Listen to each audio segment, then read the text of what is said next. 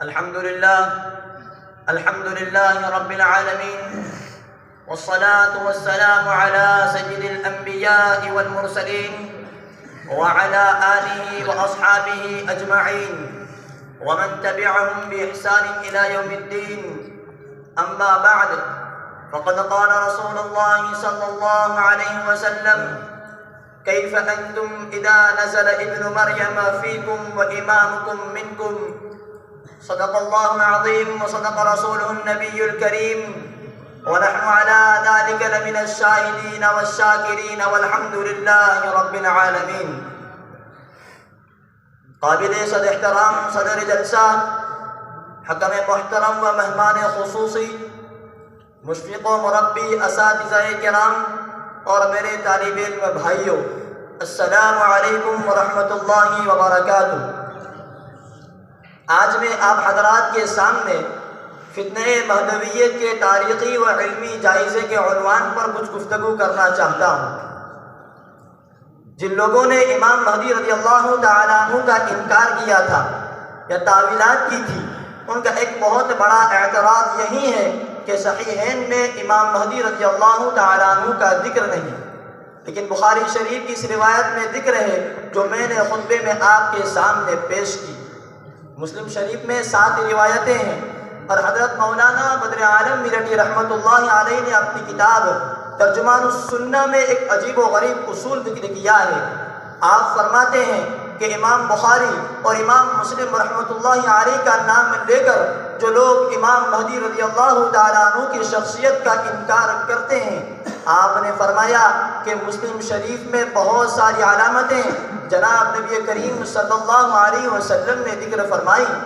اور ترمذی اور ابو داؤد میں جب یہ روایتیں آتی ہیں صراحت کے ساتھ تو مسلم شریف کی اس روایت کو مجمل سمجھا جاوے گا اور ترمذی اور ابو داؤد کی روایتوں کو اس کی تشریح سمجھا جاوے گا. بظاہر مسلم شریف کی اس روایت کو بھی ابو داؤد کی ترمذی اور ابو داؤد کی روایتوں کو بھی مسلم شریف کی روایت کا درجہ دیا ہے، اس لیے کہ اس روایت میں اجمال ہے اور وہ روایتیں اس کی تشریح کرتی ہیں.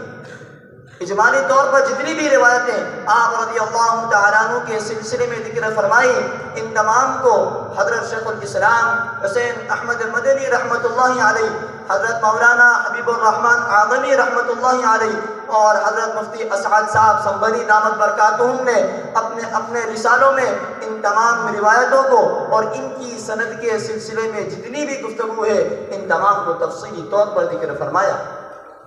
جناب نبی اکرم صلی اللہ علیہ وسلم کی روایات کی تعداد 75 کے قریب صحیح سند کے ساتھ ہم تک پہنچی ہیں. ان روایات کی آپ نے اور دوسرے محدثین نے 2 قسمیں کی ہیں، ایک تو آثار مرفوعہ اور احادیث مرفوعہ. جن احادیث مرفوعہ میں جناب نبی کریم صلی اللہ علیہ وسلم نے امام مہدی رضی اللہ تعالیٰ عنہ کی صفات کو ذکر فرمایا اور ساتھ میں مہدی لفظ ذکر نہیں کیا، ان کے جوابات بھی حضرات محدثین نے دیے. ان کے بعد دوسرے نمبر پر آثار صحابہ کا ذکر کیا. اب ان آثار میں بھی 2 قسم کے آثار ہیں. کچھ تو وہ آثار ہیں جن میں صحابہ کرام رضی اللہ تعالیٰ عنہ اجمعین نے امام مہدی رضی اللہ تعالیٰ عنہ کا نام ذکر کیا ہے، اور کچھ وہ روایتیں ہیں جن میں آپ رضی اللہ تعالیٰ عنہ کی صفات کو ذکر فرمایا. اس طریقے پر حضرات محدثین نے احادیث مرفوعہ اور آثار مرفوعہ کو جمع فرمایا، لیکن پریشانی اس وقت ہوئی جب شیعیت نے امام مہدی رضی اللہ تعالیٰ عنہ کو منصب الوہیت کا درجہ دیا. علم حدیث کے سلسلے میں مختلف ادوار کے شرائط اور ہر زمانے میں ایسا ہوتا ہے کہ جب کوئی ایک گروہ افراد کا شکار ہوا تو اس کے نتیجے میں ایک گروہ تفرید کا شکار ہوا. حضرت مولانا یہ فرمانا چاہتے ہیں کہ جب شیعیت نے امام مہدی رضی اللہ تعالیٰ عنہ کو الوہیت کا درجہ دیا تو ہمارے محدثین نے، چونکہ ان کی روایتیں بہت زیادہ موضوع تھی، احادیث مرفوعہ میں بھی اور آثار میں بھی اجمال تھا، تفصیل بھی تھی، ان کا نام بھی تھا اور ان کا نام نہیں بھی تھا، تو ہمارے محدثین نے ان روایات کے سلسلے میں شدت سے کام لیا تاکہ شیعیت اس مسئلے کو بنیاد نہ بنائے. اس کے نتیجے میں یہ ہوا کہ ہمارے محدثین کی شدت آمیز نگاہ نے وہ حکم لگایا جو علم حدیث کے عام سادہ اور نارمل حالات پر محدثین نے نہیں لگایا. حضرات اکابر تابعین اور تبع تابعین میں سے بعض کی طرف یہ منسوب کیا گیا کہ ان حضرات نے امام مہدی رضی اللہ تعالیٰ عنہ کی روایات کا انکار کیا ہے، لیکن یہ صحیح طریقے سے کوئی سند کے ساتھ ثابت نہیں ہو سکا۔ مکرمی سامعین،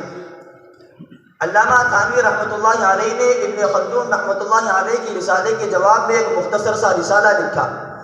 اور اس کا نام بھی شاندار دیا، مؤاخذۃ الظنون عن کلام ابن خلدون۔ ابن خلدون کے کلام میں جو کچھ شکوک و شبہات ہوئے ہیں، آپ رحمۃ اللہ علیہ نے ان تمام کا مؤاخذہ کیا ہے، اور علامہ تھانوی رحمۃ اللہ علیہ نے ان تمام روایات کے سلسلے میں ابن خلدون کا جواب دیتے ہوئے یہ ثابت کیا کہ امام مہدی رضی اللہ تعالیٰ عنہ کی روایات اپنی جگہ پر صحیح ہیں۔ امام مہدی رضی اللہ تعالیٰ عنہ کے سلسلے میں سب سے پہلے شیعیت گمراہ ہوئی، اس کے بعد ہمارے زمانے میں ابن خلدون رحمۃ اللہ علیہ کے بعد ہمارے زمانے کے 3 مصنفین اور ان کے بعد جناب ابو الاعلیٰ مودودی صاحب، سر سید احمد خان صاحب، انہوں نے بھی بہت سی اس قسم کی باتیں کی ہیں۔ چنانچہ ابن خلدون رحمۃ اللہ علیہ کی روایت کا جواب دیتے ہوئے علامہ تھانوی رحمۃ اللہ علیہ نے ان تمام اشکالات کے جوابات دیے ہیں۔ چنانچہ امام مہدی رضی اللہ تعالیٰ عنہ کے سلسلے میں سب سے پہلے شیعت گمراہ ہوئی، اس کے بعد ہمارے زمانے کا ایک شخص قادیانی اور وحید الدین خان صاحب، جناب ابو الاعلیٰ مودودی صاحب، انہوں نے بھی امام مہدی رضی اللہ تعالیٰ عنہ کے سلسلے میں بہت سی اس قسم کی باتیں کی ہیں۔ حضرت مولانا منظور نعمانی رحمۃ اللہ علیہ نے ایرانی انقلاب اور شیعیت میں امام مہدی رضی اللہ تعالیٰ عنہ کا کیا منصب ہے، اس کو تفصیلی طور پر ذکر فرمایا۔ دوسرا جس کا میں آپ کے سامنے ذکر کرنا چاہتا ہوں کہ مہدویت کا دعوے دار محمد علی جون پوری گجرات میں احمد آباد شہر کے جمال پور ایریے میں آ گیا۔ اکبر کا زمانہ ہے، انہوں نے اس زمانے میں امام مہدی رضی اللہ تعالیٰ عنہ کا دعویٰ کیا تھا، اور یہ کہ وہ مکہ مکرمہ پہنچے، انہوں نے وہاں بھی مہدی ہونے کا دعویٰ کیا، اور جیسا کہ آپ رضی اللہ تعالیٰ عنہ کے سلسلے میں روایتیں موجود ہیں، انہوں نے یہاں اسی طرح کرنا چاہا۔ ان کے بعد تیسرے نمبر پر امام مہدی رضی اللہ تعالیٰ عنہ کا دعوے دار قادیانی ہے۔ مرزا غلام احمد قادیانی نے سب سے پہلے مجددیت کا دعویٰ کیا، پھر اس نے مہدویت کا دعویٰ کیا، اور پھر اس نے اس سے آگے بڑھ کر ابن مریم کا دعویٰ کیا، اور ابن مریم کا دعویٰ کرنے کے لیے حضرت عیسیٰ علیہ السلام کی قبر کشمیر میں بتلائی، اور اس کو ثابت کرنے کے لیے اپنے آدمیوں کے پاس لمبا مضمون لکھوایا۔ نعوذ باللہ بالفرض والتقدیر، اگر حضرت عیسیٰ علیہ السلام کا انتقال بھی ہوا ہے تو کیسا کہ تیری نبوت کو ثابت کرنے کے لیے حضرت عیسیٰ علیہ السلام کا انتقال ہونا ثابت ماننا پڑے؟ یہ عجیب و غریب جھوٹے فلسفے ان کے ہوتے ہیں، لیکن امت مسلمہ کو جناب نبی کریم صلی اللہ علیہ وسلم نے امام مہدی رضی اللہ تعالیٰ عنہ کے سلسلے میں اتنی وضاحت و صفائی فرمائی کہ آپ رضی اللہ تعالیٰ عنہ کے سلسلے میں ہمارے پاس 100 سے زیادہ روایتیں ہیں، اور ان میں 50 سے زیادہ کی تنقیح ہو چکی ہے، اور وہ حسن کے درجے میں ہے۔ علامہ تھانوی رحمۃ اللہ علیہ نے ان روایات کے لیے تلقی بالقبول کا لفظ استعمال فرمایا، اور تعلیقات بخاری کے درجے میں ان روایات کو قرار دیا ہے۔ حضرت عیسیٰ علیہ السلام کے سلسلے میں 177 دلیلیں ہیں، جن میں 50 قرآن کریم کی آیتیں ہیں جو حضرت عیسیٰ علیہ السلام کے لیے قرآن کریم میں ذکر فرمائی گئی۔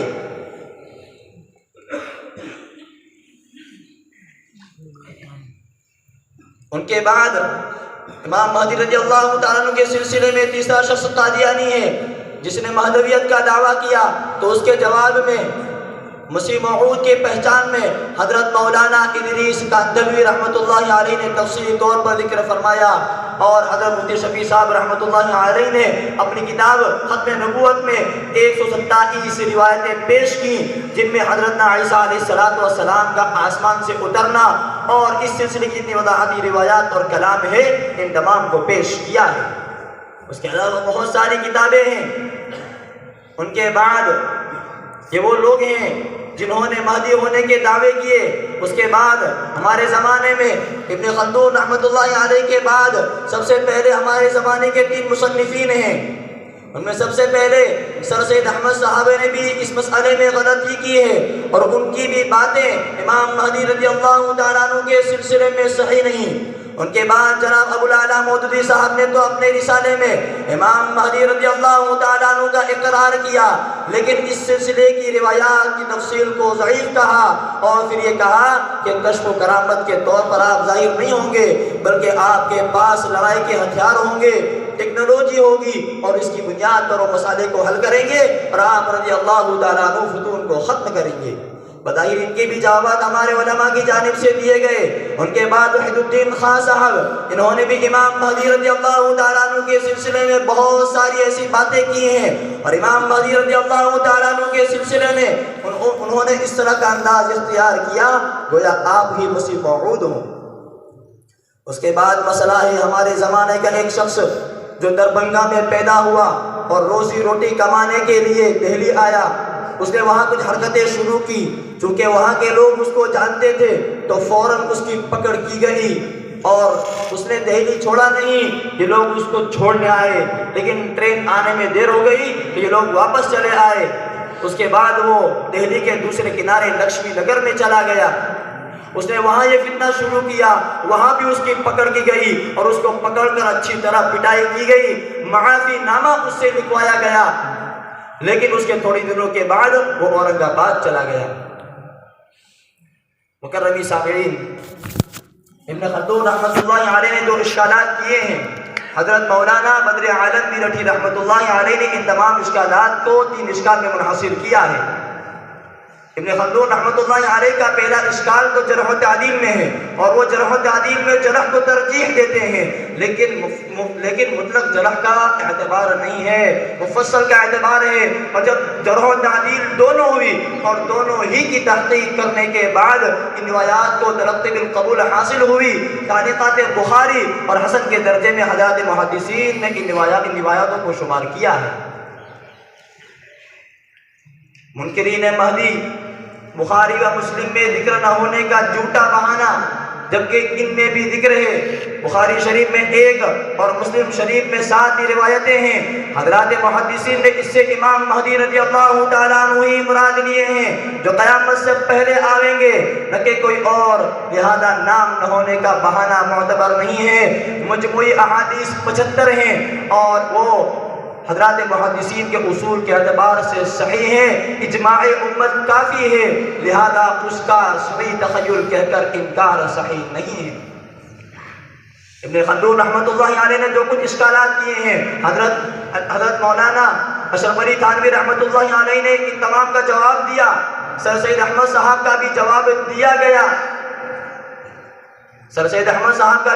دیا گیا، ابن خلدون رحمۃ اللہ علیہ جرح و تعدیل میں جرح کو ترجیح، روایات میں امام مہدی رضی اللہ تعالیٰ عنہ کی صراحت نہ ہونا، صحیحین میں ذکر نہ ہونا، ان تمام اشکالات کے علامہ تھانوی رحمۃ اللہ علیہ نے مؤاخذۃ الظنون عن کلام ابن خلدون میں تمام کے جوابات دیے ہیں۔ ان باتوں سے اور ان روایات سے اس بات کا ثبوت ملتا ہے کہ امام مہدی رضی اللہ تعالیٰ عنہ کی بنیاد کشف نہیں ہے، بلکہ احادیث صحیحہ ہیں۔